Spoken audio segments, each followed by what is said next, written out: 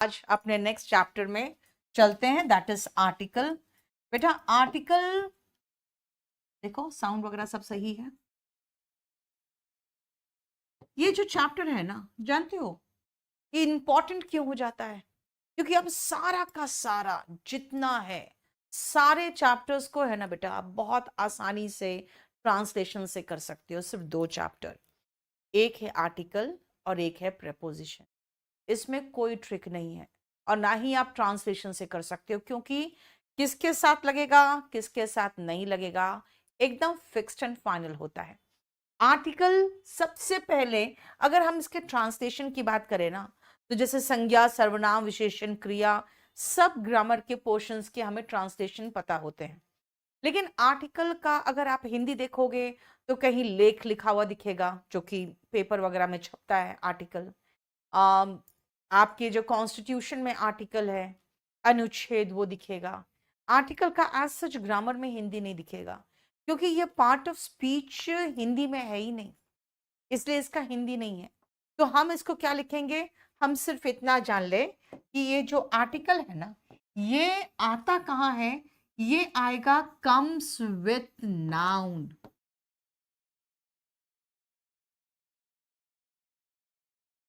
इसका मतलब है कि अगर नाउन है तभी आर्टिकल होगा, नो नाउन नो आर्टिकल। याद रखना, पहला पॉइंट मैंने लिखा है, ये नाउन के साथ आता है। दूसरा सुनो, नो नाउन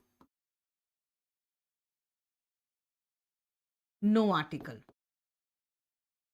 ये बात ध्यान रखना। नाउन नहीं हो तो आर्टिकल नहीं आएगा। इसी पे एक बार एक क्वेश्चन आया था, और वो टीचर्स के एग्जाम का क्वेश्चन था, जानते हो। और वो क्वेश्चन ऐसे था, शी इज डैश एक्सेलेंट। इसमें मेरे एक स्टूडेंट ने कहा कि कोई आर्टिकल नहीं होगा, और वो कंफ्यूज हो गई बेचारी, क्योंकि उसके बगल में जो बैठी थी वो टीचर थी और कहीं किसी स्कूल में टीचिंग कराती थी। उसने कहा भाई ए ई आई ओ यू से जो शुरू होता है उसके साथ एन लगता है। और मैंने उसको क्या सिखाया हुआ था कि भाई एडजेक्टिव के साथ आर्टिकल थोड़ी लगता है। एक्सेलेंट के बाद सिंगर हो, डांसर हो, यानी कुछ भी नाउन हो तभी ना आर्टिकल आएगा। यानी आर्टिकल तो बिल्कुल नहीं होगा यहाँ पे, क्योंकि नाउन है ही नहीं। So you need a noun to use an article, right. अब आते हैं कि अगर ठीक है नाउन है, जैसे हिंदी में हम कहते हैं वह अच्छा लड़का है, वह अच्छा लड़का है। ही इज, इंग्लिश में बोलना पड़ेगा अ गुड बॉय। हिंदी में एक खा गए, कई बार खा जाते हैं, लेकिन आप इंग्लिश में अगर नाउन लगा रहे हो तो आर्टिकल आएगा, और एक के लिए हम ए या एन लगाते हैं। लेकिन पहले हम ये देख लें कि ए और एन का इस्तेमाल कहाँ होगा, द का कहाँ होगा, वो देखते हैं। तो सबसे पहले आओ, आर्टिकल के टाइप्स की बात अगर हम करें तो बेटा आर्टिकल के दो टाइप्स हैं, इंडेफिनिट एंड डेफिनिट। इंडेफिनिट में भी याद रखना ए और एन दोनों आता है, और डेफिनिट में द आता है। तो चलो,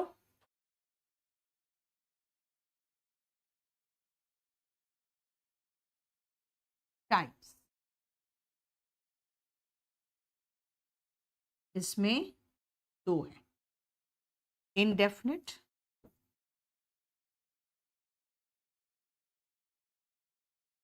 एंड डेफिनिट।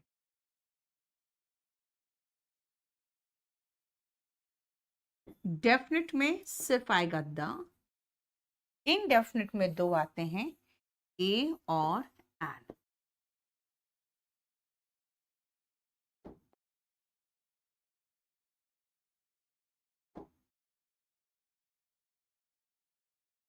ठीक है, क्या यार वॉइस नहीं आ रही है? देखो, वॉइस नहीं आ रही है। वॉइस तो है, ठीक तो है। हम्म, चलो, इनडेफिनिट ए और एन, डेफिनिट इज द। ठीक है, नहीं बेटा आज 12 बजे नहीं हुई थी, क्योंकि 12:30 बजे आपका पॉलिटी का क्लास था इसीलिए। अब आओ ध्यान से सुनना, ए और एन इनडेफिनिट है। इनडेफिनिट क्यों कहलाता है, उसका रीजन है। इनडेफिनिट इसलिए कहलाता है क्योंकि जब मैं कहूं once upon a time there lived, आप पूछोगे किसकी बात कर रहे हो आप, आपको पता नहीं मेरी कहानी किसकी है और मैं कहानी किसकी सुनाने जा रही हूं, तो आपके लिए इनडेफिनिट हुआ ना। इसीलिए उसके साथ हम ए और एन लगाएंगे, बशर्ते वो सिंगुलर नाउन हो तो। इसीलिए ए और एन का इस्तेमाल हम कब करेंगे, जब पहली बार किसी का जिक्र हो रहा हो, यानी कि पहला point, to introduce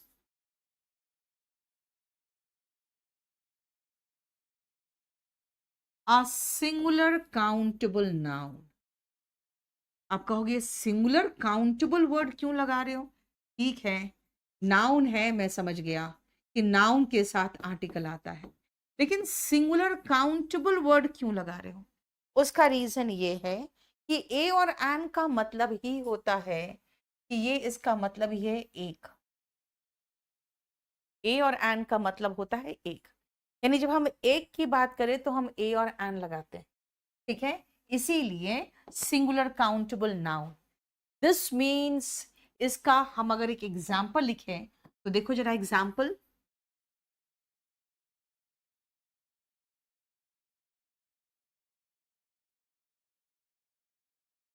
once upon a time,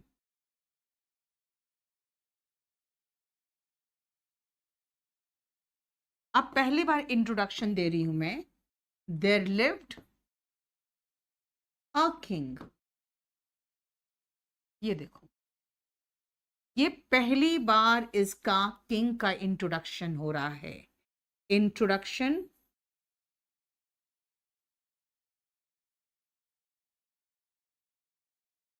the character has भी नहीं लगाएंगे, is getting introduced, पहली बार इसका जिक्र हो रहा है। इसी सेंटेंस में एक और यूज है ए और एन का। दूसरा, मैंने कहा वंस अपॉन अ टाइम, जब आपका मतलब एक हो तो, when you mean one,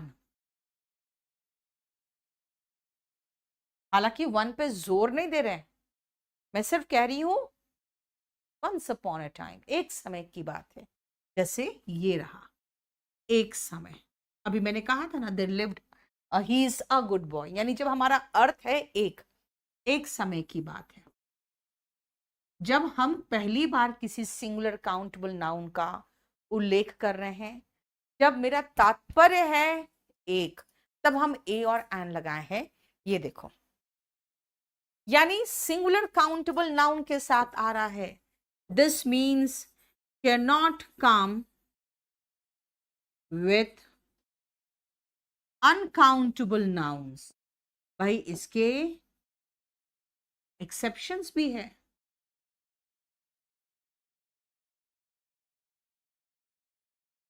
and plural nouns, plural noun के साथ मत लगा देना, अनकाउंटेबल नाउन्स के साथ मत लगा देना, लेकिन इसके कुछ एक्सेप्शन वो बाद में देखेंगे।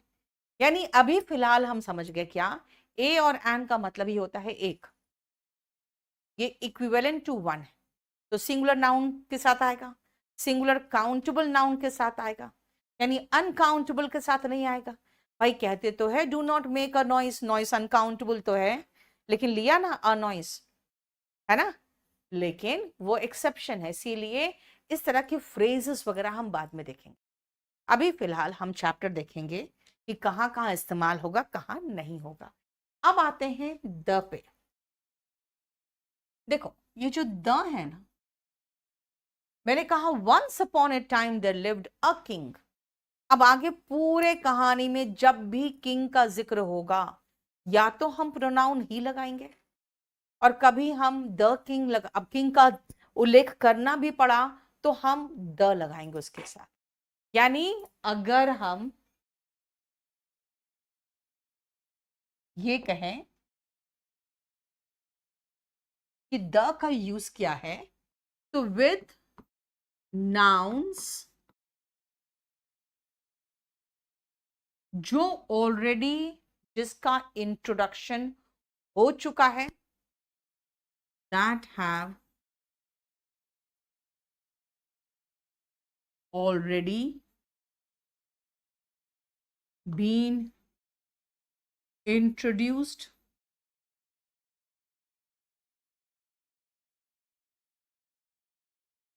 या फिर जो नाउन जो बात करने वाला है और जो सुनने वाला है, जो बोलने वाला जो सुनने वाला है, दोनों को पता है कि किसकी बात हो रही है। जैसे अगर मैं कहूं कि यह तुमने क्लास को लोड किया है कि नहीं, तो मैं कहूंगी have you loaded the class. The क्यों लगाया? क्योंकि इसको समझ में आ रहा है मैं किस क्लास की बात कर रही हूँ। ऑफ कोर्स जो क्लास खत्म किया था वो लोड किया है कि नहीं, तो मैं कहूंगी सीधा have you loaded the class. इसका मतलब है कि या तो जैसे the king was very kind, भाई पहले से इंट्रोडक्शन हो चुका है, या फिर when nouns with nouns that have already been introduced, या फिर are definite जिसके तरफ हम इंगित कर सकते हैं, can be pointed out,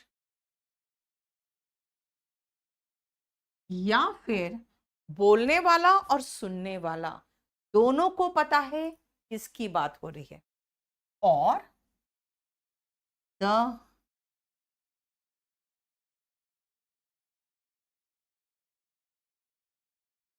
both the listener and the speaker know, both the बोलने वाला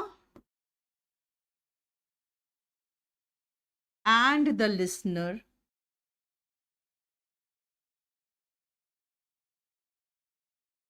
know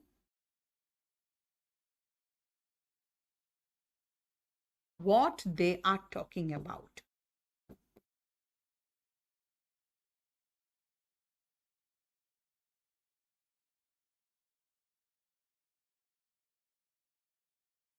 दोनों बोलने वाले और सुनने वाले दोनों को पता है किसकी बात हो रही है और क्या बात हो रही है, यानी किसकी बात हो रही है और किस चीज के बारे में बात हो रही है।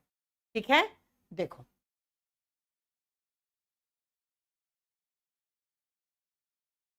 क्लियर।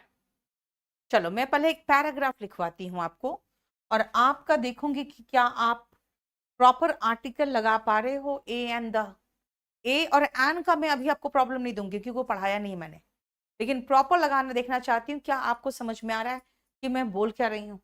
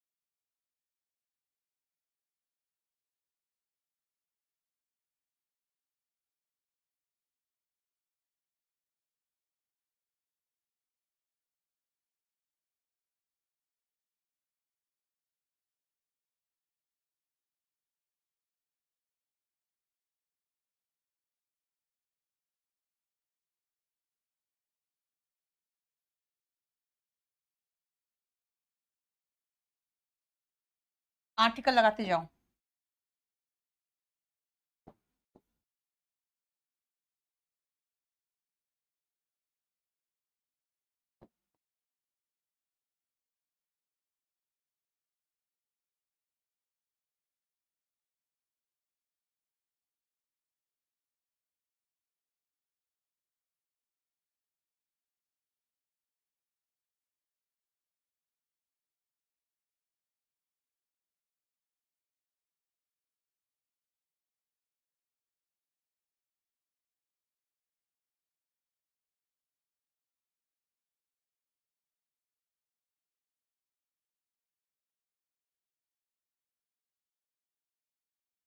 अपने आप आर्टिकल लगाओ।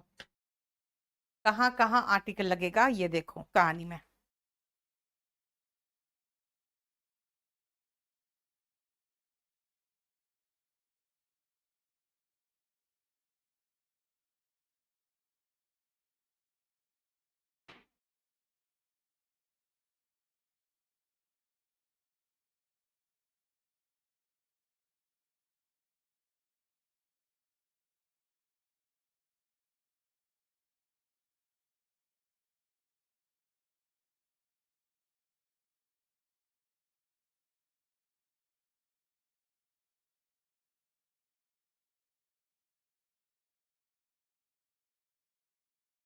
यस शुरू करें।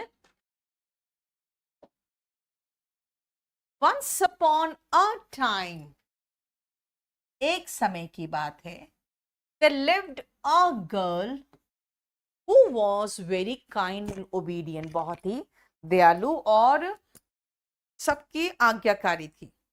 वन डे, अब बोलोगे मैम अ किंग लगाओ, भैया वो लड़की का जिक्र हो रहा है तो जिस राज में रहती होगी वहां का कोई राजा होगा ना।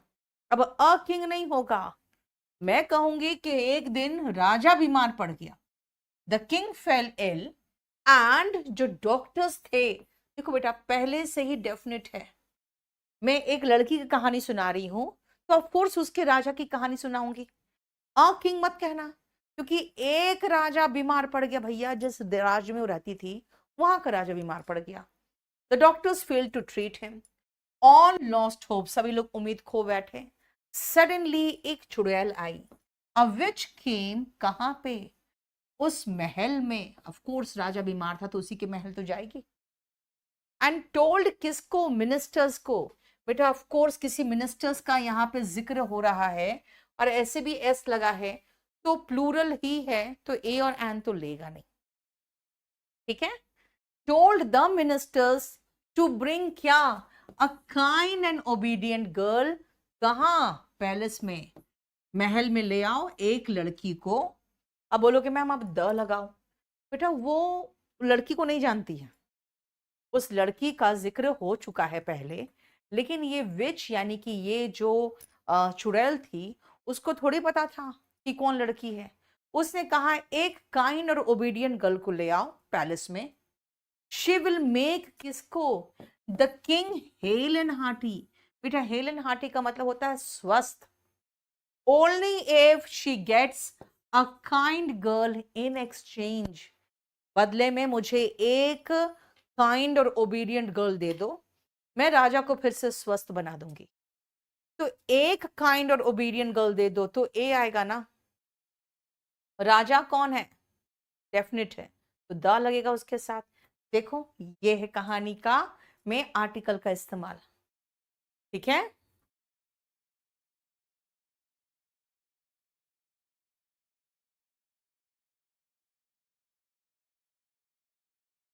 रोहित कुमार क्या,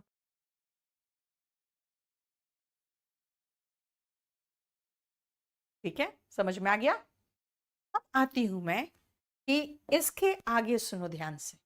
बेटा ए और एन जो है ना ये इनडेफिनेट आर्टिकल है। एन का इस्तेमाल होता है इसके बाद जो भी शब्द हो, देखो आएगा तो नाउन के साथ, लेकिन नाउन की विशेषता बताने वाला एडजेक्टिव हो तो एडजेक्टिव के अकॉर्डिंग, एडजेक्टिव की विशेषता बताने वाला एडवर्ब हो तो एडवर्ब के अकॉर्डिंग, बगल वाले शब्द के अकॉर्डिंग। बस हम एन लगाएंगे कब, जब इसके बाद वावल साउंड हो। बेटा वावल नहीं बोलना, इट्स वावल। वावल साउंड कौन कौन है? आ से लेकर आ ई ऊ ए आई ओ आओ। बेटा वावल साउंड बोला मैंने। हालांकि वावल्स जो होते हैं वो होते हैं ए ई आई ओ यू, लेकिन मैं साउंड की बात कर रही हूं, ठीक है। और ए आ रहा है कॉन्सोनेंट साउंड के साथ, यानी ए ई आई ओ यू का जो ये अ से लेकर आओ तक साउंड है ना, उसको छोड़ दो तो बाकी सारे कॉन्सोनेंट साउंड है।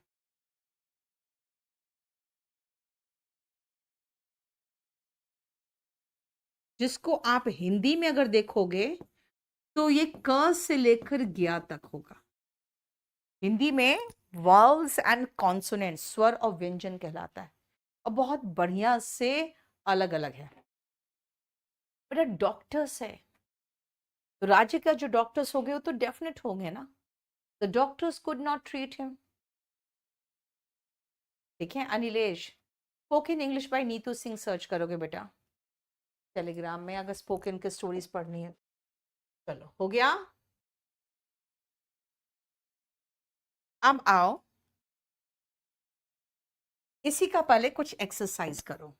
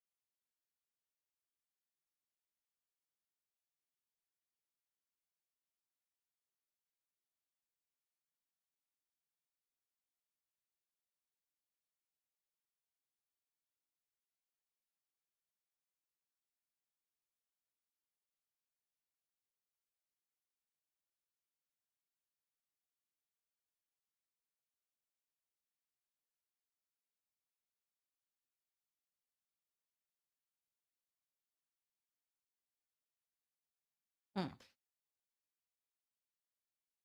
बस नंबरिंग लगाते जाओ और बनाते जाओ।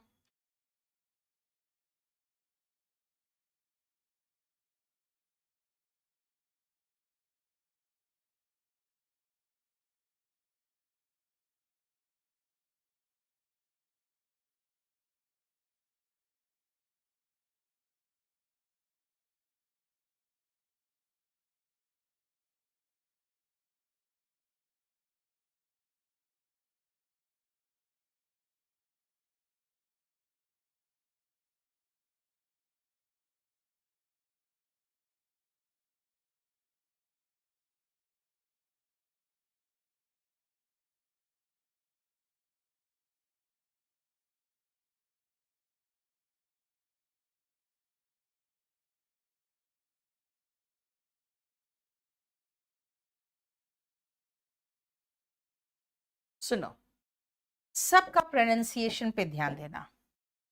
आउल, उल्लू को कहते हैं आउल, एन लगा दो। ईगल, एन लगा दी। यूरोपियन, यू से शुरू हो रहा प्रोनाउंसिएशन बेटा, ए लगाएंगे। मैं सिर्फ आपको दो ही ऑप्शन दे रही हूं, ए और एन, द का ऑप्शन नहीं दिया है, ठीक है। 1 रुपी कॉइन, व आ रहा है बेटा, तो a 1 rupee coin. Honest man, honest man, an honest man. Honourable man, an honourable man. Year, E वाला ईयर, एन ईयर। यू, ये मादा भेड़ है, जो फीमेल शीप होता है ना, याद रखना मेल शीप रैम कहलाता है, ठीक है ना। ये नर होता है, नर भेड़, नर भेड़ जिसको कहोगे, और यू जो होता है वो मादा भेड़।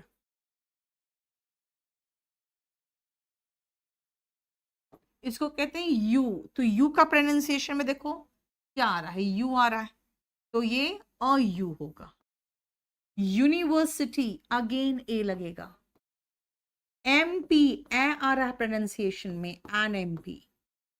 ईयर, ईयर है बेटा, ईयर नहीं है, ये था ईयर, एन लगा, ये है year, a year. Unit, you, a unit. Umbrella, an umbrella. लेकिन याद रखना, अगर हम ऑनेस्ट मैन नहीं लगा के ऑनेस्ट मैन कर दूं ना मैं, तो बेटा ये प्लूरल नाउन हो गया। प्लूरल नाउन में फिर एन मत लगाना, सिंगुलर होना जरूरी है सबसे पहले, ठीक है।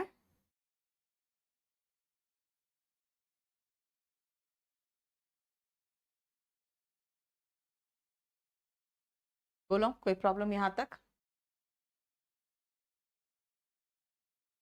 अब आओ, हम आर्टिकल को, हमें पता है नाउन के अकॉर्डिंग चलता है आर्टिकल, लेकिन बेटा आर्टिकल हम लोग एडजेक्टिव का के साथ भी देखते हैं।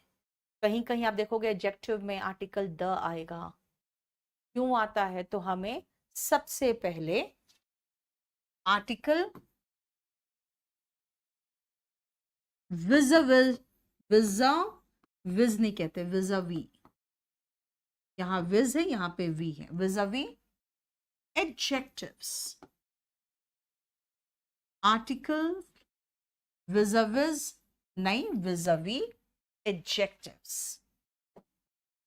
इसका मतलब होता है के संबंध में, एडजेक्टिव के संबंध में हम पहले आर्टिकल देख ले, और उससे रिलेटेड पहले मैं सेंटेंस दूंगी फिर बताऊंगी आपको।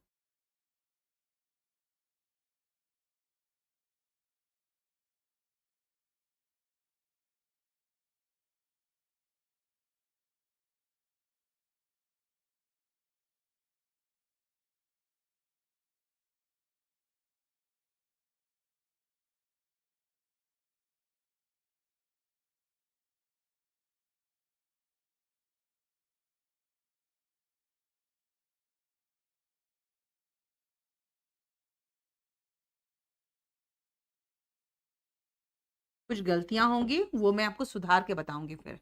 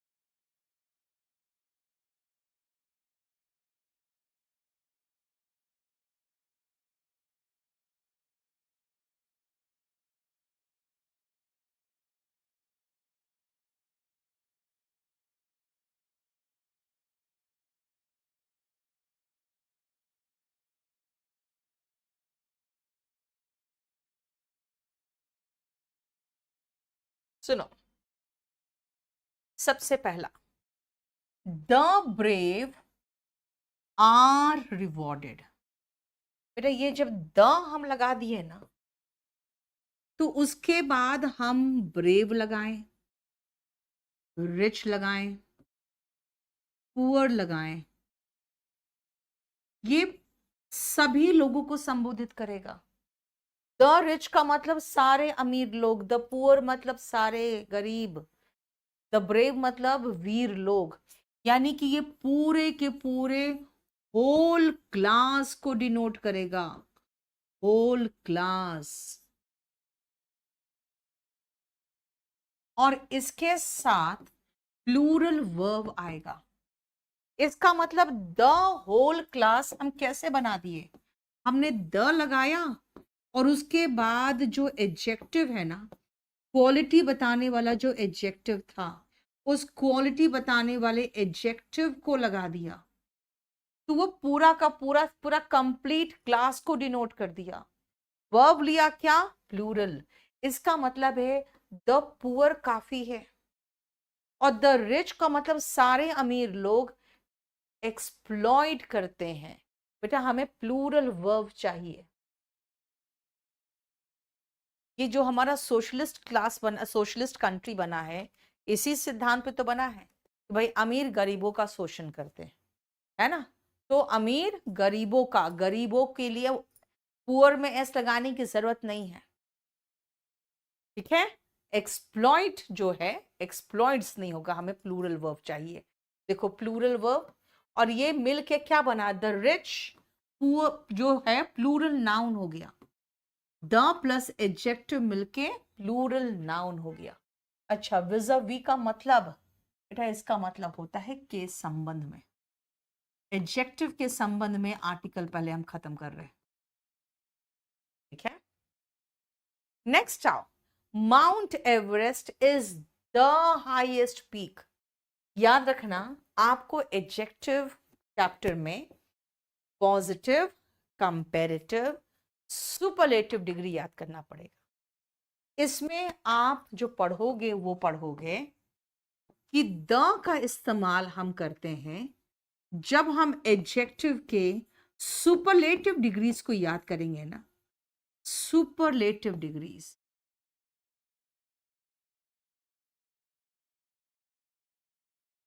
गुड, बेटर नहीं, बेस्ट की बात कर रही हूं, तब लगाऊंगी मैं। लेकिन जब मैं एक के सेंस में बात कर रही हूं, आ ब्रेव सोल्जर, बेटा ये पॉजिटिव डिग्री है, ब्रेव, ब्रेवर, ब्रेवेस्ट। जो ब्रेव है वो पॉजिटिव डिग्री है। इसका मतलब है ए और एन लगाएंगे हम जब हम पॉजिटिव डिग्री की बात करेंगे, पॉजिटिव डिग्री की बात करेंगे। लेकिन एक पंगा है कि भाई उसके बाद सिंगुलर नाउन भी तो आना चाहिए। अगर गुड बॉयज बोलेंगे तब हम थोड़ी ए और एन लगा सकते हैं। यानी कि ही is a brave boy, he is a brave soldier में हम फोर में ये ध्यान रखेंगे कि सोल्जर वर्ड है, सोल्जर्स नहीं है। एक सैनिक की बात हो रही है। She is dash of the two sisters. बेटा जब टू की बात करते हैं ना हम, तब भी हम द लगाते हैं, लेकिन कंपैरेटिव डिग्री के साथ। जब हम दो से अधिक यानी कि थ्री की बात कर रहे हैं, तब भी हम द लगा रहे हैं, लेकिन सुपरलेटिव डिग्री के साथ। इसका रीजन अलग है। यहां पे हम कंपैरेटिव के साथ दो इसलिए लगाए हैं, द इसलिए लगाए हैं क्योंकि दो में से एक को चुना जा रहा है, दो में से एक को चुना जा रहा है। तो याद रखना, 5 और 6 की बात मैं कर दूं कि 1 इज chosen out of 2, तो मैं क्या करूंगी, the plus comparative degree plus of the better of the to. और 6th है 1 इज chosen, एक का चुनाव किया जा रहा है, आउट ऑफ 3 और मोर 3 या 3 से अधिक में से एक का चुनाव करेंगे हम, तो फिर द लगाएंगे, सुपरलेटिव डिग्री लगाएंगे और फिर ये ऑफ लगा के आगे कंटिन्यू करेंगे। ये देखो, the better of the to, the best of the three. ठीक है, आदित्य अपना फोन नंबर दो। समझ में आया? ये रहा, the wiser of the two sisters, the wisest of the three sisters.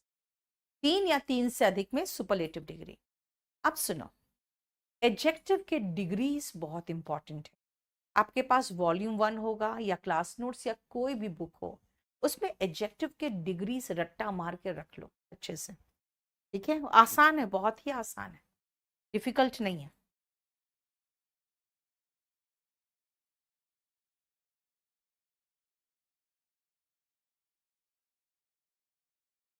Next लिखो,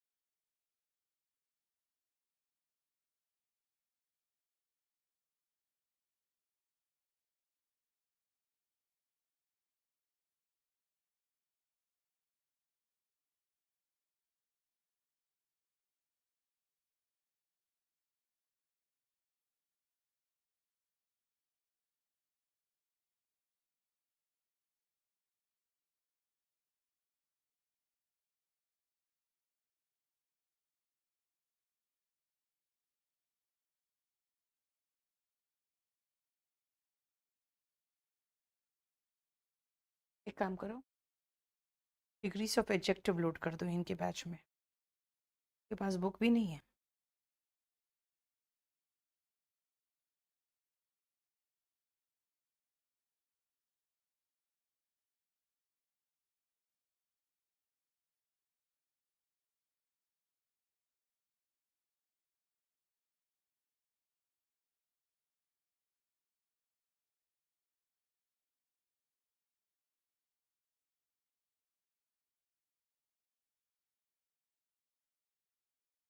the higher you rise, the harder you fall. भाई जितना ऊपर उठते हो ना, अगर बाय चांस प्रॉब्लम हुआ लाइफ में तो उतना भयंकर प्रॉब्लम होता है।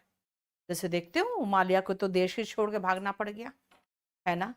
जितना बड़ा पोस्ट पे रहेंगे उतना बड़ा प्रॉब्लम आता है। तो इसलिए याद रखना, यहाँ पे हम the higher you rise the harder you fall, यहाँ पे मुझे लग रहा है ना कि एक के बढ़ने से दूसरा भी बढ़ा। चलो ऐसे सोचते हैं, the higher you go the lower the temperature is. यहाँ इनवर्सली प्रोपोर्शनल, यहाँ पे दो भाग है वाक्य में और दोनों इनवर्सली या डायरेक्टली प्रोपोर्शनल। तो कंपैरेटिव डिग्री बेटा हाई नहीं हायर है, कंपैरेटिव डिग्री के साथ आर्टिकल द होगा। देखो ध्यान से, सेवेंथ का the plus comparative degree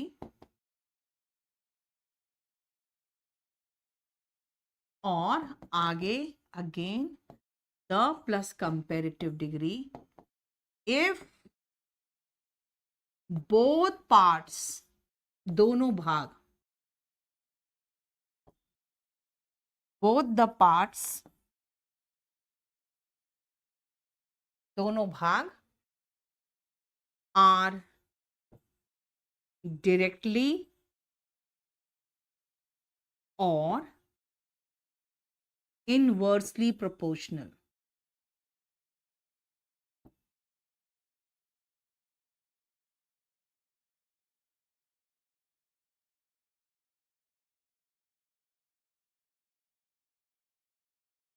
The higher you rise, the harder you fall. The more electricity you use, the higher your bill will be. The more, the higher. देख रहे हो? रवि कुमार, जब भी आप कोई टेक्निकल प्रॉब्लम लिखते हो, आप लोग को एक चीज समझ में आता है, आपको अपना फोन नंबर साथ में लिखना है. हाँ, the first women chief minister. बेटा देखो, द फर्स्ट, द लगाया फर्स्ट के साथ. याद रखना 8th 9th में और 10th में, 8th 9th and 10th एक साथ में समझा दो. जब भी आप नंबर्स की बात करते हो ना बेटा, इनको हम एडजेक्टिव में ही रखते हैं. नंबर्स को एडजेक्टिव ऑफ नंबर्स, इनको हम रखते हैं दो में, ऑर्डिनल एंड कार्डिनल में. ऑर्डिनल नंबर्स जो होते हैं वो होते हैं first, second, third, fourth, fifth, last, ऐसे. कार्डिनल होते हैं 1 2 3 4, इस तरह से होते हैं. पहला पॉइंट मैंने कहा the first women chief minister. बेटा याद रखना, ये जो ऑर्डिनल है ना, इनके साथ द आएगा, द प्लस ऑर्डिनल नंबर. ठीक है? कार्डिनल नंबर के साथ बेटा नहीं आता. मैंने कहा क्लास 1 ऑफिसर, मैंने कोई आर्टिकल नहीं लगाया क्लास 1 ऑफिसर के साथ. No article with cardinal number. Ordinal number के साथ आर्टिकल द लगाया. फिर मैंने कहा the first 2 ministers, the first 2 ministers. देखो यहां पे मैंने क्या कहा, द फर्स्ट 2 विमेन. मैंने ये नहीं कहा 2 first women, the first 2 women. इसका मतलब है कि अगर ऑर्डिनल और कार्डिनल दोनों आ जाए तो ऑर्डिनल पहले होगा फिर कार्डिनल होगा. ये इसका ऑर्डर रहेगा. जैसे अगर मैं कहूं कि आगे के 3 रोज रिजर्व्ड है लड़कियों के लिए, तो कैसे कहूंगी? The first 3 rose. क्या कहूंगी मैं?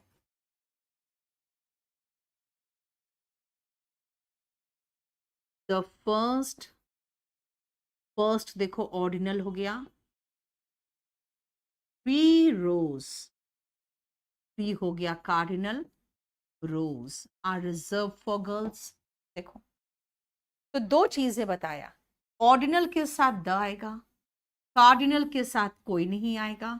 जब ऑर्डिनल नंबर लगा रहे हैं तो द लगा रहे हैं, कार्डिनल के साथ नहीं लगा रहे हैं. और दोनों अगर आएगा तो ऑर्डर में पहले ऑर्डिनल फिर कार्डिनल. ये ध्यान रखना, कार्डिनल ऑर्डिनल नहीं हो, ऑर्डिनल कार्डिनल. ठीक है? रितेश, आपका डाउट क्या है? आपका डाउट है कि मैं लॉग आउट हो जा रहा. भैया मैं टेक्नीशियन थोड़ी बैठी हूं यहाँ पे, तभी तो कह रही हूं कि सबसे पहले आप अपना फोन नंबर लिखोगे, तब ना यहाँ बैठा हुआ स्टाफ आपका प्रॉब्लम सॉल्व करेगा. कि आप अपने मोबाइल से, अपने लैपटॉप से लॉग आउट क्यों हो जा रहे हो, ये मेरा जानना काम है. पूछो आर्टिकल से रिलेटेड कोई भी क्वेश्चन पूछो, वो डाउट नहीं बताऊं तो बताना फिर. इडियट हो बिल्कुल. भाई ऐसा ऐसा दिमाग लेके कैसे तुम लोग एग्जाम की तैयारी करने आते हो? बेटा आईटीओ के पोस्ट में डिस्क्रिप्टिव होता है, तो इंग्लिश में डिस्क्रिप्टिव आपको ऐसे प्रेसी कॉम्प्रिहेंशन वगैरह देखना पड़ेगा। ये हम ऑब्जेक्टिव क्लास ले रहे हैं बेटा, ये एडजेक्टिव की क्लास नहीं चल रही है, ये चल रही है आर्टिकल की। आर्टिकल कहाँ आता है वो बता रही हूँ मैं।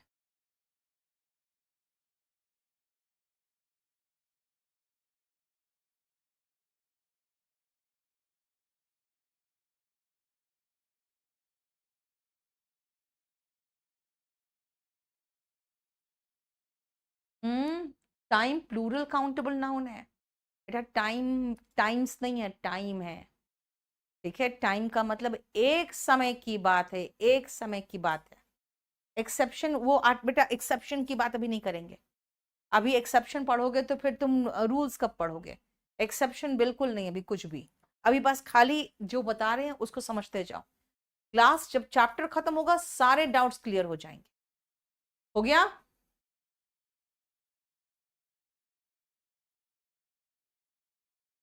चलो नेक्स्ट पॉइंट पे आओ, ध्यान से सुनना बेटा। Little, a little, the little सुने होगे, few, a few, the few सुने होंगे, और तीनों का मीनिंग अलग अलग है। अब ये भी एक पंगा है। नेक्स्ट पॉइंट आओ। सबसे पहले 8 9 10 हो गया।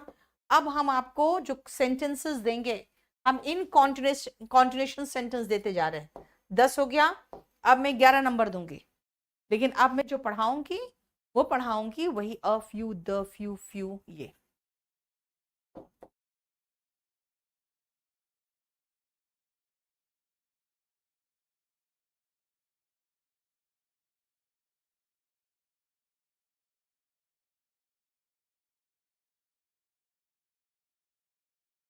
एक सेकेंड बेटा।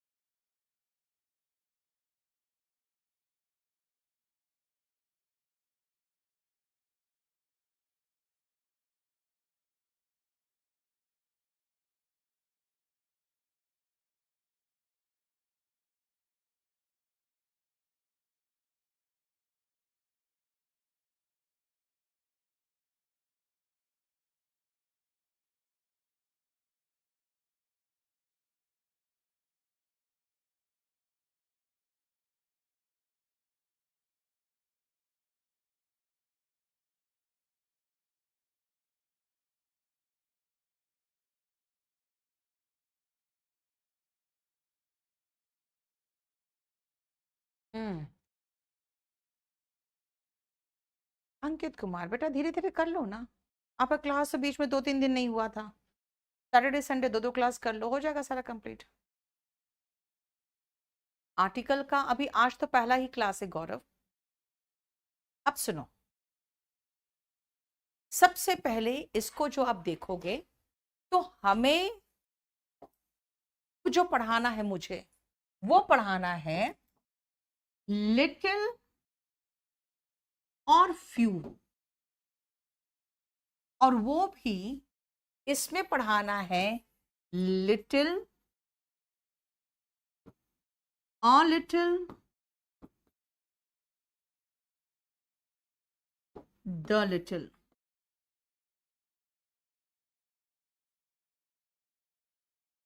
ठीक है।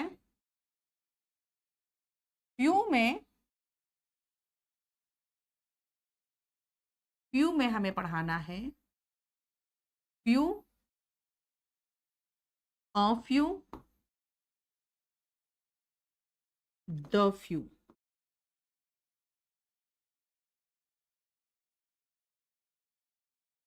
ये देखो, तो सबसे पहले मुझे ये चेक करना पड़ेगा बेटा कि a few, the few, few लगेगा कि नहीं लगेगा, वो तो बात की बात है।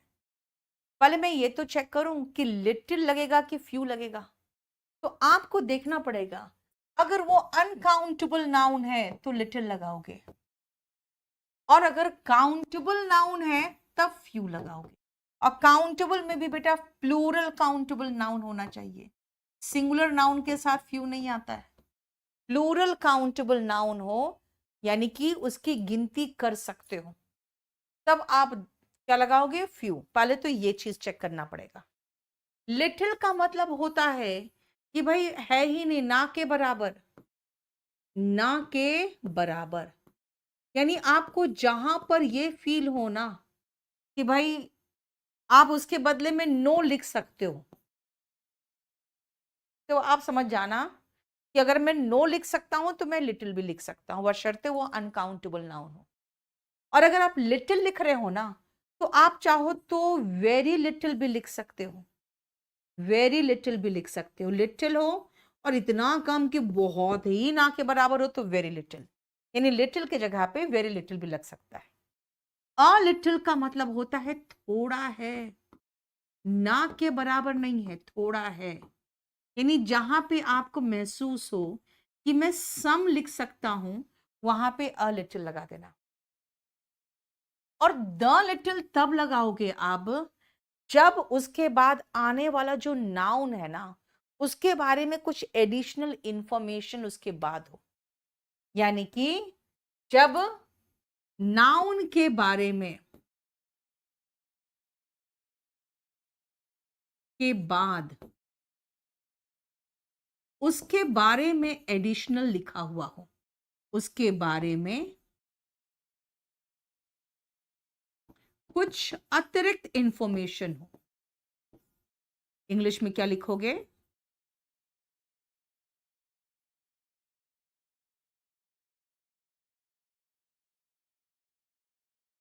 when the noun is followed by some additional information about the noun। ठीक है। यानी देखो ध्यान से, फ्यू का मतलब क्या हुआ बेटा, संख्या में, अगेन ना के बराबर। अ फ्यू का मतलब थोड़ा है, कम है, लेकिन है। और द फ्यू का मतलब जब नाउन के बारे में कुछ थोड़ा एडिशनल इंफॉर्मेशन दिया हुआ हो, यानी सेम टू सेम उतार देना, जो इधर वाला है ना वो सेम टू सेम यहां पर भी उतार देना। लेकिन खाली जानकारी आपको अतिरिक्त यही रखनी है कि भाई काउंटेबल और अनकाउंटेबल, ये दो का ध्यान रखोगे। ठीक है, चलो अब मैं आपको दिखाती हूं। सबसे पहले तो मैं देख लूं कि भाई लगेगा क्या। पहले तो सबसे पहले देखते हैं, डेज है, डेज का मतलब तो फ्यू लगेगा। पहले तो हम ये देख लें कि डेज है यानी काउंटेबल नाउन है तो फ्यू लगाएं। फिर देखो डॉक्टर एडवाइस कर रहा है बेटा डॉक्टर क्या कहेगा? कुछ एक दिन आराम कर लो, थोड़े दिन आराम कर लो, एकदम ना के बराबर दिन आराम नहीं करो, ऐसा थोड़ी बोलेगा डॉक्टर। कहेगा कुछ एक दिन आराम कर लो। तो कुछ एक फ्यूज नहीं बेटा, कुछ एक दिन आराम कर लो का मतलब हो गया अ फ्यू डेज। एक कहावत है, पहले तो सबसे पहले नॉलेज, बेटा नॉलेज अनकाउंटेबल नाउन, इसके साथ फ्यू नहीं लिटिल आएगा। एक कहावत है, अधबर गगरी छलकत जाए, मतलब नीम हकीम खतरे जान। मतलब नॉलेज कम है ना, तभी जान खतरे में डालते हैं हम।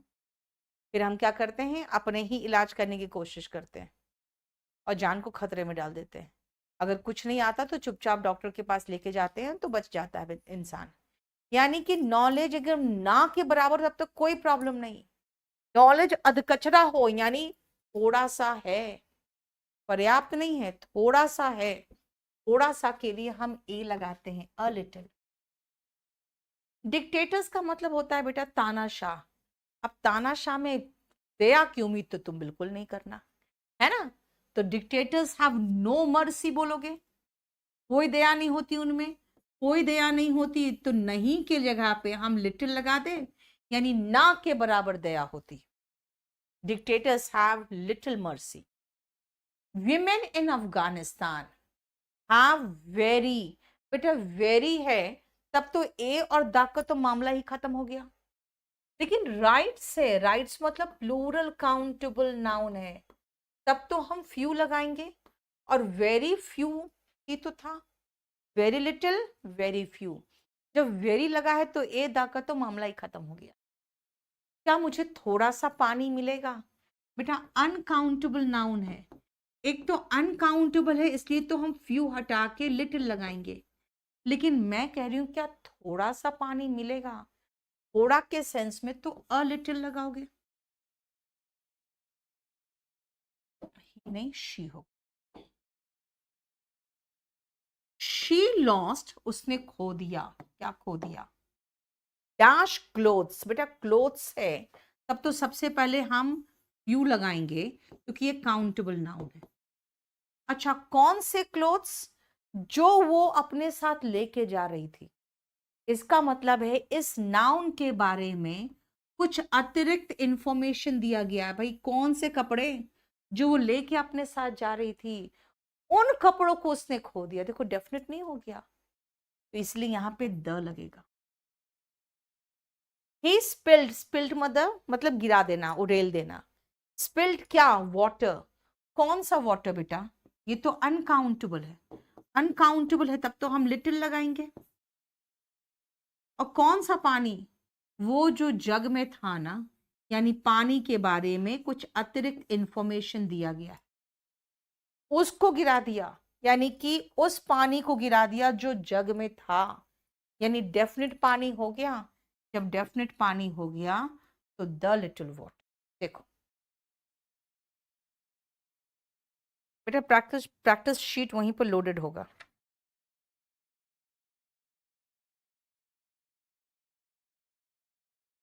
ठीक है, ये देखो हो गया।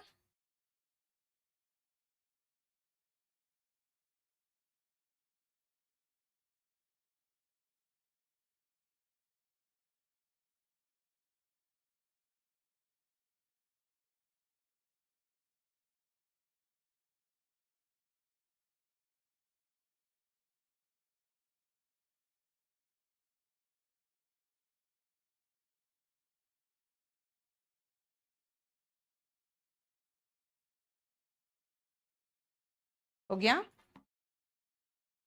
चलो अब आगे बढ़े।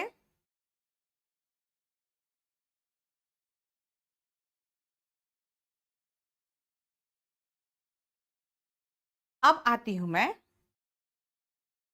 नेक्स्ट पोर्शन में, और वो है आर्टिकल किसके संबंध में? एब्स्ट्रैक्ट नाउन के संबंध में, मटेरियल नाउन के संबंध में। अब देखो मैं आपको उसके साथ साथ बताते जाऊंगी कौन क्या है।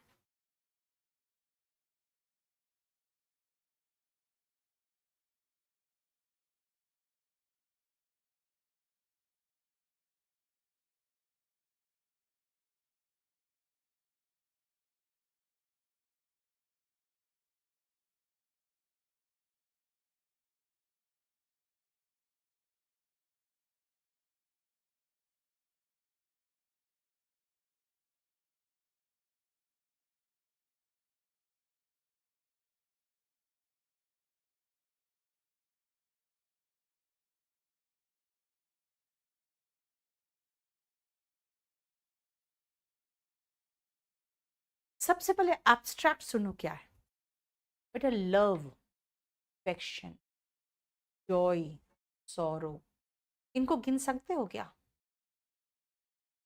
नहीं गिन सकते ना, वो एब्स्ट्रैक्ट नाउन है। उनको क्या आप देख सकते हो? जॉय नहीं, महसूस कर सकते हो बस। यानी एब्स्ट्रैक्ट ऐसे नाउन है दैट वी कैन फील,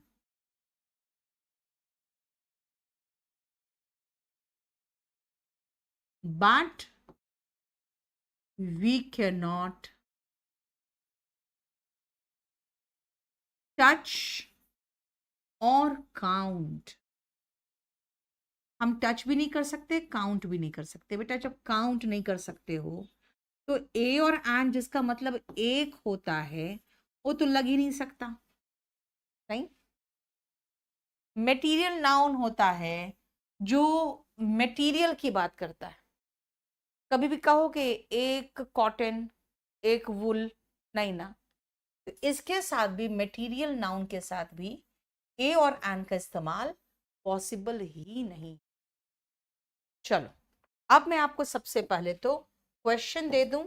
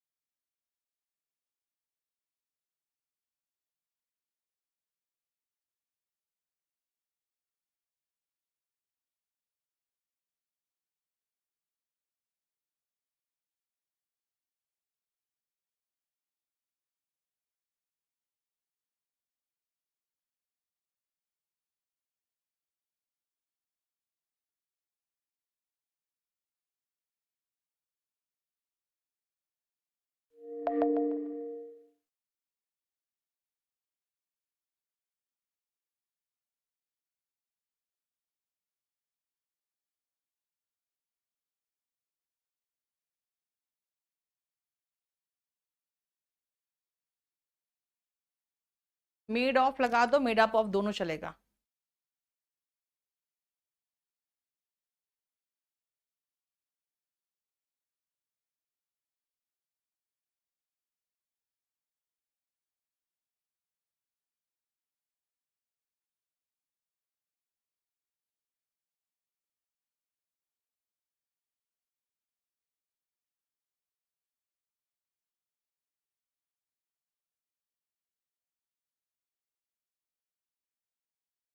हो गया? देखो, लव इज एटर्नल। बेटा एटर्नल का मतलब होता है फॉर एवर, जो हमेशा के लिए रहे। ठीक है, अब ध्यान से देखना बेटा। लव का मतलब देखो, अ लिटिल की बात नहीं हो रही बेटा, लिटिल वर्ड हटा के एक की बात कर रहे हैं। ठीक है ना, अ लिटिल तो लगा ही सकते हो अनकाउंटेबल के साथ। अब मैं लिटिल वगैरह नहीं लगा रही, मैं कह रही हूँ लव इज एटर्नल। बेटा लव ऐसी चीज है जिसको आप सिर्फ महसूस कर सकते हो। देखो आर्टिकल नहीं आया, लव इज एटर्नल मतलब लव हमेशा के लिए रहता है। क्लोथ्स आर मेड ऑफ, अभी मैंने कहा था मटेरियल नाउन के साथ हमें कुछ नहीं चाहिए, ए और एन नहीं लगाएंगे।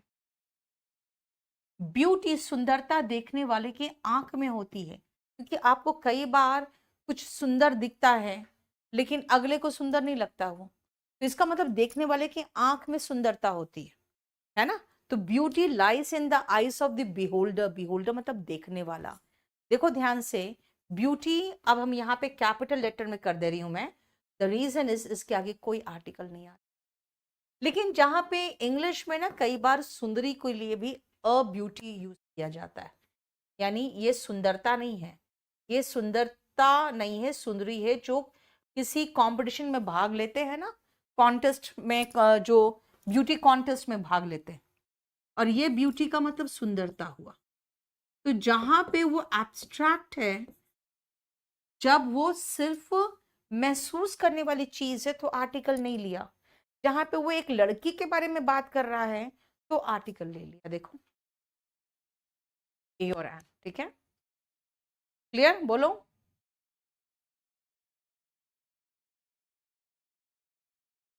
चलो, अब आते हैं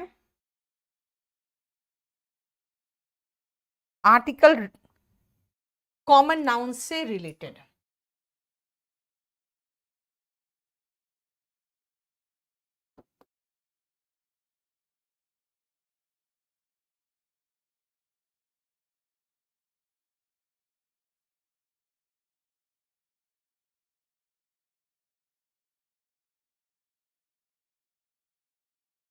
अब कॉमन नाउन का मतलब होता है, जैसे मैं कहूं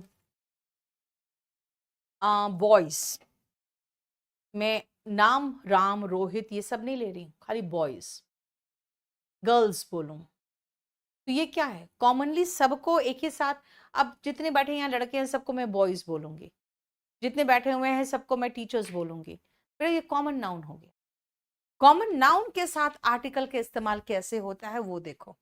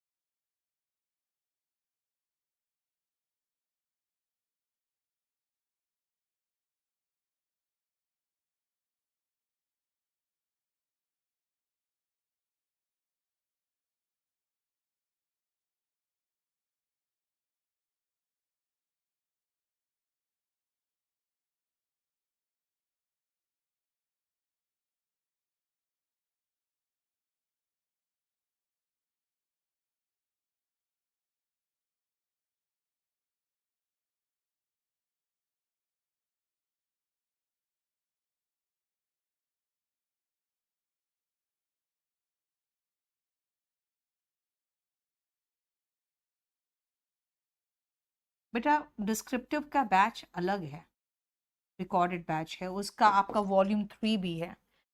इसमें डिस्क्रिप्टिव के बारे में कुछ भी नहीं है।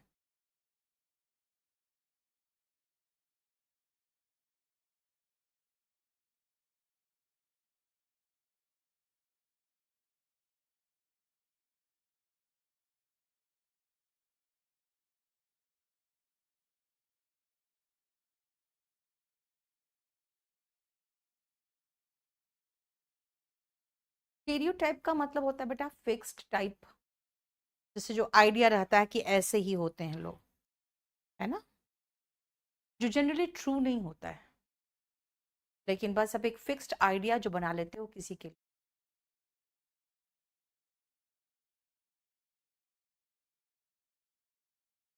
हाँ, सुमन हो चुका है। अब सुनो, वेयर इज फादर। बेटा, जो नियर एंड डियर रिलेशंस है उनके साथ आर्टिकल थोड़ी लगाओगे। अब खुद सोचो ना, क्या कहोगे? एक पापा, भाई कितने पापा हैं? एक ही तो पापा है, तो ए तो लगाओगे नहीं। और द फादर, अरे भाई कोई डेफिनेट फादर थोड़ी है, बस एक ही तो है। और उसका मतलब है कि आपके जितने नियर एंड डियर रिलेशंस है ना, उनके साथ आर्टिकल मत लगा दो कि भाई मेरे ये एक पापा है, एक ये डेफिनेट वाले पापा है, ऐसा थोड़ी होता। इसका मतलब पहला पॉइंट है, no article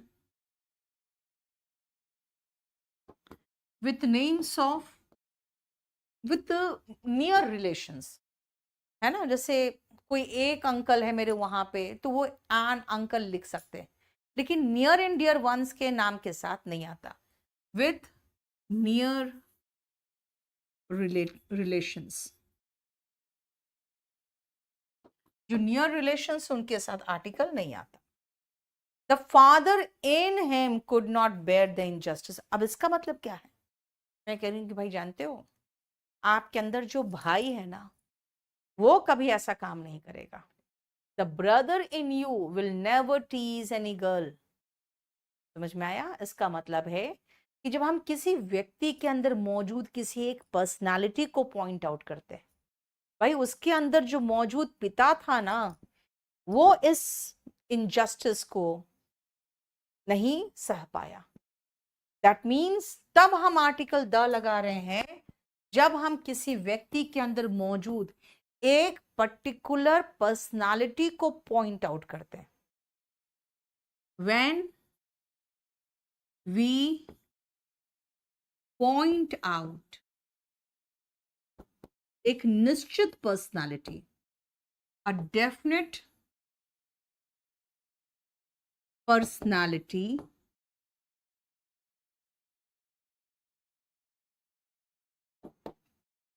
present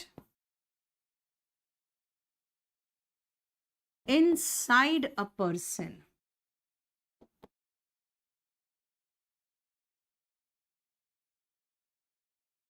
we don't use article the. अच्छा sorry, we use article the.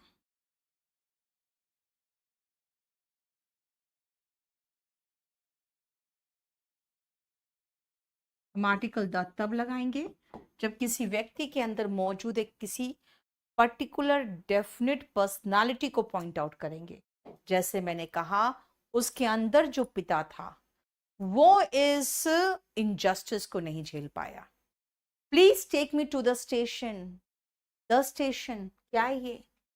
बेटा जनरली हम स्टेशन के साथ द लगाते हैं, और किसके किसके साथ द आ जाता है generally?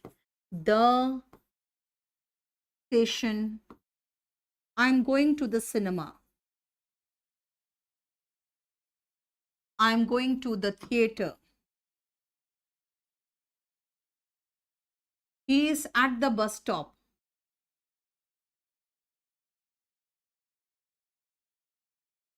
he is at the bus terminal,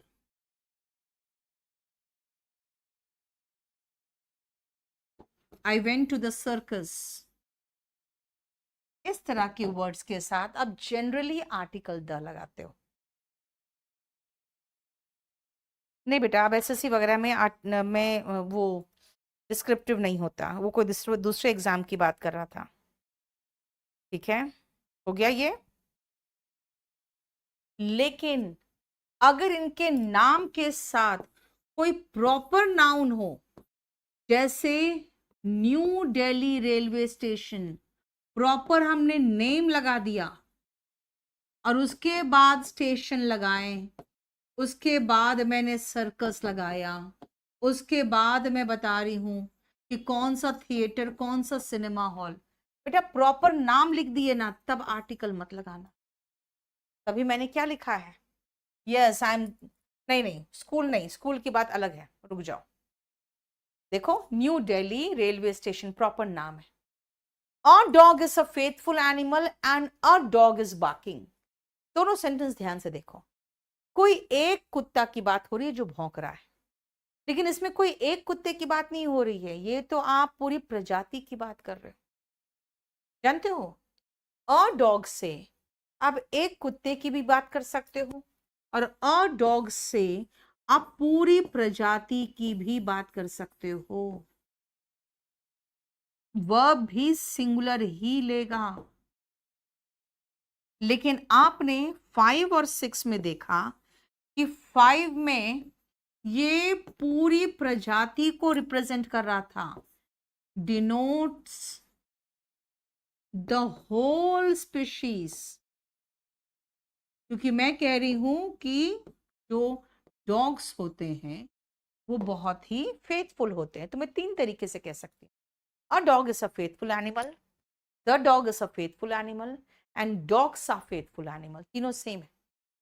लेकिन मैंने कहा अ डॉग इज बार्किंग, 6 में ये एक कुत्ता की बात कर रहा है, एक की बात कर रहा है। जैसे a cow is a docile animal, ये पूरी प्रजाति की बात कर रहा है कि जो गाय होती है ना, बहुत ही बात मानने वाली होती है, आज्ञाकारी होती है। And a cow is grazing in the field, तो किसी एक गाय की बात हो रही है जो चर रही है। ठीक है, clear. A bee is always busy, ये पूरी प्रजाति की बात हो रही है।